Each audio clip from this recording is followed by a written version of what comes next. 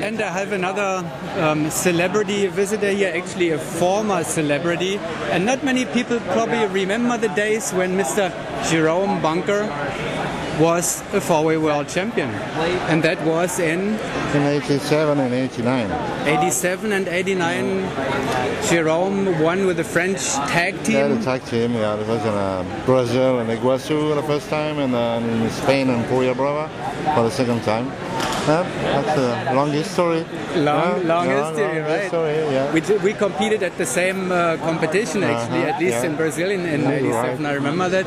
And the tag team was by far the dominating four-way team by then. There was not even competition for you. Yeah, it was a competition in 87 a bit because the Golden Knights were quite strong. But in 89, that's true. That was almost a vacation, you know. In Spain, a walk in the park. Yeah, but I think that was a revolution in skydiving because we've been almost professional. So, and when you look right now, it's going the same way. So people training a lot as we did, and I think it comes. Yeah, we've been revolutioning the system. Every year it seems to move on. Now you're doing different things. Now you're still in the skydiving community. I'm manufacturing canopies, containers around the world, I would say, and so we come to the EXPO because I think it's a good idea to support the project, and so we try to do well and to keep going. So we make the harness named 7 or Advance, and a line of canopy and reserve and tandem, different things. One in Europe, so now you're introducing it in the USA, and maybe in other countries too. You in the industry, I met one of your teammates of 87 and 89, Philippe Journeau. Yeah. He is doing head down national coach, right? Yeah, he's a national coach of head down freestyle. Four-way?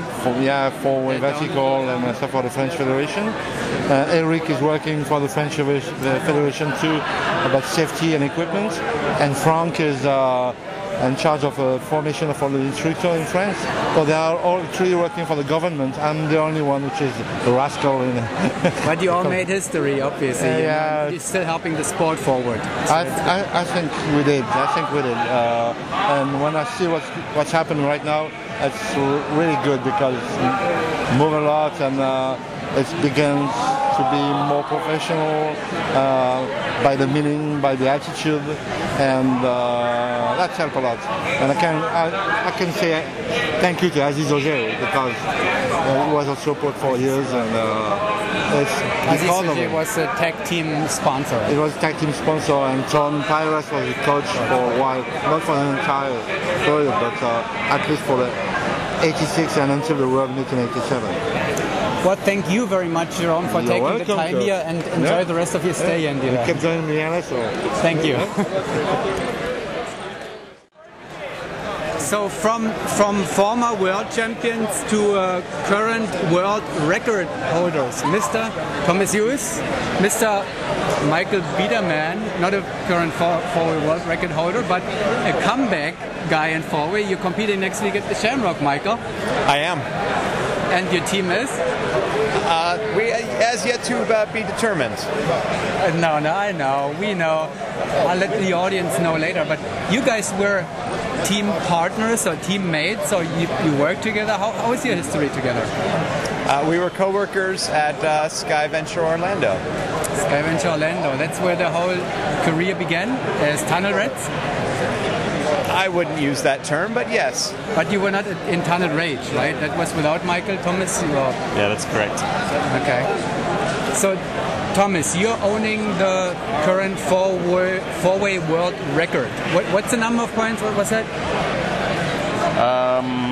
40, 44, 45? It was a high number. It's right? Difficult to remember that, right? It's it was 45. 44, 45, something like that.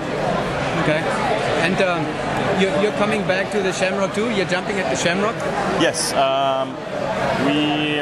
Pete Allen and myself are doing a player coach team with Raimondo from Italy and Lee Stabler from England.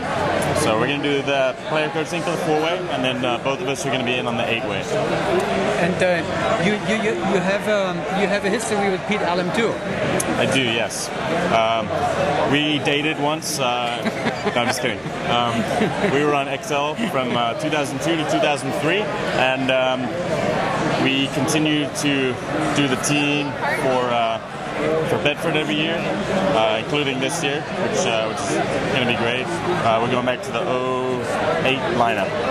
Yeah, the NSR News just reported about this. This was the highest scoring that has ever been, XL scoring that has ever been. You were only 2 points behind the EXPO in 2008, right? Yeah, we had a good meet. It was definitely a fun one.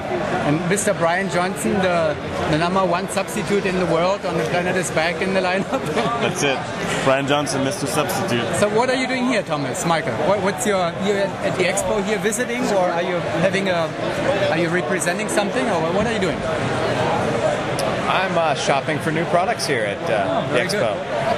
Very good. Thomas? I actually live here, and I saw there was a bunch of people milling around, and figured I'd come over and check it out, and everything seems to be popping out at me now that I'm here. Pretty cool event, huh? Yeah, very much so. There's some adult beverage around the corner, I heard too. There are, yes.